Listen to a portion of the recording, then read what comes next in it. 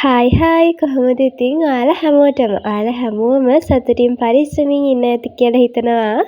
ඉතින් ඔන්න අදත් පුංචි ඩේ ව්ලොග් එකක් අරගෙන ආවා. ඉතින් අද බ්‍රහස්පතින්දා අද අපිට ඉස්කෝලේ නිවාඩුයි. මොකද මේ දවස්වල එක්සෑම් තියෙනවානේ. ඉතින් 6 9 එක්සෑම් තියෙනකොට අපිට දවසක් තමයි ඉස්කෝලේ තියෙන්නේ. ඉතින් ඒ හින්දා අද කොහොමත් මට නිවාඩුයි. හෙට නම් ඉස්කෝලේ තියෙනවා. ඉතින් උදේ ඇඳත් අස් කරලා ඉවර වෙලා මට අද තියෙනවා පාඩම් කරන්න. ඉතින් මේ දවස් ටිකේම ගොඩක් වෙනදාට වඩා වැඩියෙන් පාඩම් කරන්න ඕනේ. මොකද විභාගෙත් තියෙනවානේ අපිට. විභාගෙ ලැබෙන සතිය අඟහරුවාදා පටන් ගන්නෙ. ඉතින් දෙවෙනි වාර විභාගේ අපිට වාර විභාගෙ තිබුණෙත් නැහැනේ හරියට. කොහොම හරි ගිය මාසෙට කලින් මාසෙද කොහෙද මං හිතන්නේ පළවෙනි වාරේ තිබ්බේ. ඉතින් ඒත් එක්කම ආපහු දෙවෙනි වාරෙත් තියෙනවා. ඇඳත් අස් කරලා ඉවර වෙලා දැන් ඉතින් වතුර බෝතලෙත් පුරවගෙන පාඩම් කරන්න යන්න තමයි තියෙන්නේ. ඉතින් වතුර එකක් කියන එකක් නම් අනිවාර්යෙන් අපිට ඕනේ. මොකද සාමාන්‍යයෙන් අපි ඉස්කෝලේ යන ළමයි විදියට පාඩම් කරනකොට වතුර පෙවෙනවා ගොඩක් අඩුයිනේ. ඉතින් එහෙම නැති වෙන්න නම් ගොඩක් වෙලාවට වටිනම ක්‍රමයක් තමයි වතුර බෝතලයක් පුරවලා ළඟින් තියාගන්න එක. මේ බෝතලේ නම් මට දවසකට මදි. හැබැයි ඉතින් වතුර කිවරනකොට ආපහු වතුර ටිකක් පුරවගෙන යන්න ඕනේ. එක තැනට වෙලා පාඩම් කරන්න හොඳ නෑනේ නේද? ඉතින් මේ තියෙන්නේ මගේ කොරියන් පේපර්. ඉතින් මගේ ඒවා නෙවෙයි. O level Korean paper. ඉතින් මේ පේපර් මට ඔයාලට පෙන්නන්න හිතුනේ. මගේ වීඩියෝ එක බලන ගොඩක් අය සවුත් කොරියාවට ආස කට්ටිය කියලා මට හිතෙනවා. ඉතින් ගොඩක් අය කමෙන්ට් එහෙම දානවා මගේ කාමරේ දැකලා ඉවරලා BTS ෆෑන්ලා එහෙමත් මට මැසේජ් දානවා. ඉතින් ඒ හින්දා මම හිතනවා මේ වගේ ඒවා බලන්න යාලත් ආස ඇති කියලා. සහ සමහර අය දන්නේ නැහැ O level වලට භාෂා තෝරගන්න පුළුවන් කියලා. ඉතින් O level exam එකට භාෂා තෝරගන්න ඒ ඉස්කෝලේ භාෂා තියෙන්න ඕනේ.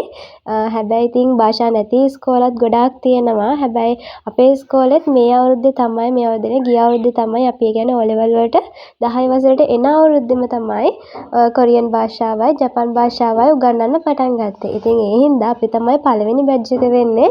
පළවෙනි වතාවට අපේ ඉස්කෝලෙන් කොරියන් ජපන් ඒ භාෂා දෙකෙන් O level exam එකේ ඒ විෂයක් කරගෙන යනවා. ඉතින් කොහොම හරි මේ අවුරුද්දේ කියන්නේ අපි 11 නේ දැන් මේ අවුරුද්දේ අපේ ඉස්කෝලේ චයිනීස් භාෂාවත් පටන් ගත්තා. ඉතින් ටීචර් කෙනෙක් ආවා. ඉතින් ඒ නිසා කොහොමත් ලබන අවුරුද්දේ ඉඳන් O level වලට බැඳෙන අයට, ඒ කියන්නේ 10 වසරට එන අයට චයිනීස් භාෂාවත් ඉගෙන ගන්න පුළුවන් වෙයි. ඉතින් සාමාන්‍යයෙන් 2016 ඉඳන් O level පාස් පේපර් තියෙනවා අපිට අරගන්න පුළුවන් මේ ඒ පේපර්ස් උනත් ඒ පේපර්ස් තියෙනවා කියන්නේ සාමාන්‍යයෙන් අපේ ඉස්කෝලවල නැතත් කලින් ඉඳන් ඉස්කෝල ගානක කියන්නේ ලොකු ඉස්කෝලවල වල ඒ සබ්ජෙක්ට් එක තිබිලා තියෙනවා. ඉතින් කොහොම හරි අපේ ඉස්කෝලේ සබ්ජෙක්ට් එක කලින් A level වලට තියෙනවා. එතකොට A level වලට නම් කොහොමත් භාෂා තියෙනෝනේ ආර්ට් කරන අයට. එහෙම තිබිලා තියෙනවා. හැබැයි O level වලට පටන් ගත්තේ මේ අවුරුද්දේ ඉඳන්. ඉතින් මේ තියෙන්නේ අපේ 10 වසර 11 වසර අච්චුපොත් දෙක.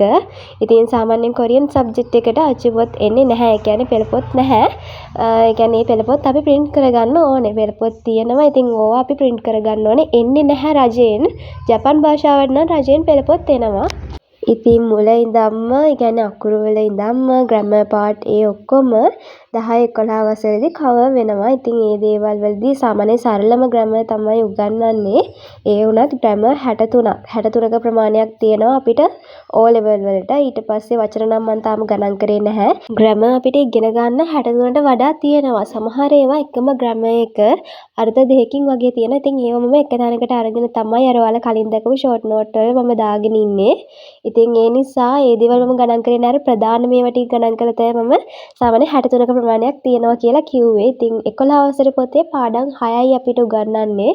ඉතුරු පාඩම් ටිකේ ඒ තරම් සිලබස් එකක් කවර් කරගන්න බැරිලු අවුරුදු දෙකට. ඉතින් ඒ හින්දා O level වලට ඉතුරු පාඩම් එන්නේ නැහැ. ඉතින් දැන් එහෙනම් යමු අපි පාඩම් කරන්න. ඉතින් වෙරළු ගෙඩි ටිකත් ඇහිඳගෙන දැන් චුට්ටක් දවල් වෙලා නිසා ගොඩක් තිබුණේ නැහැ. ටිකක් තිබුණා. ඉතින් ඒ ටිකත් ඇහිඳගෙන ඒවත් කාලා ඊට පස්සේ මම පාඩම් කරන්න යන්න තමයි හදන්නේ. ඉතින් ඔයාලගේ ගෙවල් වලත් මෙන්න මේවා තියනවාද? ඉතින් අපේ ගෙදර නම් ලොකු ගහක් තියෙනවා.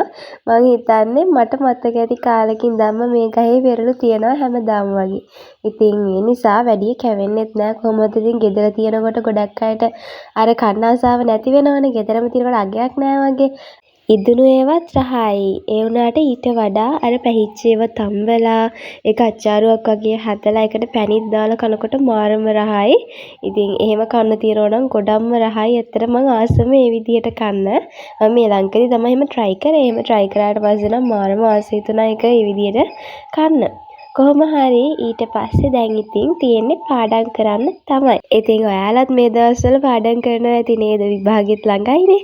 ඉතින් මම ඩේ ව්ලොග් එකක් කිව්වට ඩේ ව්ලොග් එකක්ම ගන්න නම් බැරි වුණා. කොහොම හරි ඉතින් ඔන්න පාඩම් කරන්න ගත්තට පස්සේ මට වීඩියෝ කරන්න බැරි වෙලා. ඉතින් එහෙනම් ඔය විදිහට අද දවසේ ව්ලොග් එක අවසන් වෙනවා. එහෙනම් ඔයාලා හැමෝම සතුටින් පරිස්සමින් ඉන්න. අලුතෙන් ව්ලොග් එකක් අරගෙන ඔයාලා හැමෝම හම්බෙන්නේ ඉක්මනින්ම එන්නම්.